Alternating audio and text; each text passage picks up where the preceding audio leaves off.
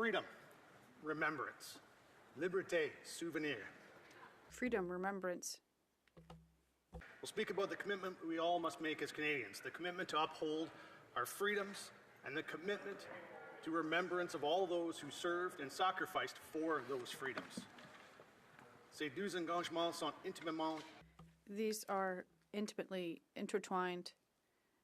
The service members deserve our freedom, our remembrance, rather. Men and women who've laid down their lives for our freedom, without the thousands more who have come back forever changed, without all of the more than 2 million soldiers, sailors, and aircrew who have served our country in uniform, we would not have the freedom, the democracy, the liberty that we enjoy today, and that same freedom and democracy that I would argue we take far too for granted here in Canada.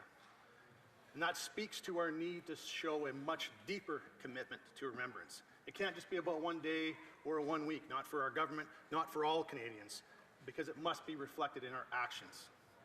Bien sûr, Of course, most of us wear a poppy for 2 weeks in November, and a lot of us even attend a local ceremony on November 11th to pay tribute to the fallen soldiers in combat.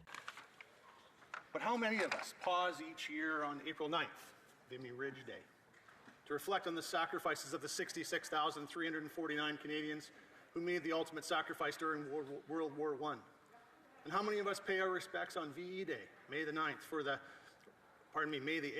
the 42,042 who laid down their lives during World War II? Remember, these are not just numbers or statistics. They represent someone's brother, sister, mother, father, aunt, uncle, cousin. People with hopes and dreams and aspirations that will never be realized, all so that we could live freely today. How many of us pause in remembrance on the 27th of July for our Korean War veterans, or on March 31st each year to reflect the commitment of the over 40,000 who served our nation in Afghanistan? Or attend a ceremony on the Sunday closest to August 9th to honor National Peacekeepers Day, or offer discounts to veterans at their businesses, or when they see a veteran's license plate at the grocery store, to stop to shake their hand and say a simple thanks for your service. Or even give a passing thought for those who have served and sacrificed as they drive down the Highway of Heroes, Memorial Drive, Veterans Boulevard, Veterans Memorial Highway, or other Canadian roads like them. Or know the stories of our Canadian heroes like Billy Bishop, Billy Barker, Tommy Prince, Smokey Smith, Leo Major, Jeremiah Jones, Mark Isfeld, Nicola Goddard, Ashley Collette, and Jess La Rochelle. Let me take a moment here just to paint a picture of what a true hero looks like. On October 14th of 2006, Private Jess La Rochelle was knocked unconscious when the forward observation post that he was manning was hit directly by the Taliban. When he came to, 2 soldiers were dead and 3 others wounded.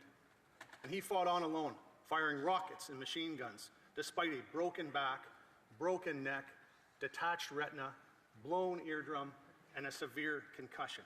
He fought on for hours against overwhelming Taliban forces, single-handedly forcing the retreat of a Taliban attack, saving lives in the process.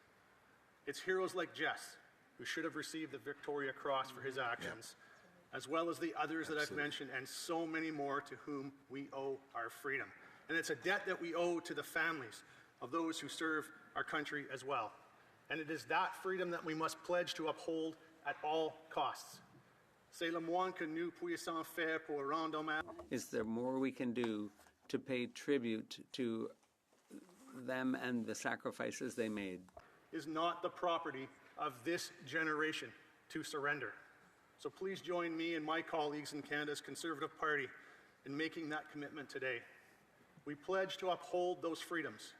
It's how we will honor their memories, thank them for their service, and show our respect for their sacrifice.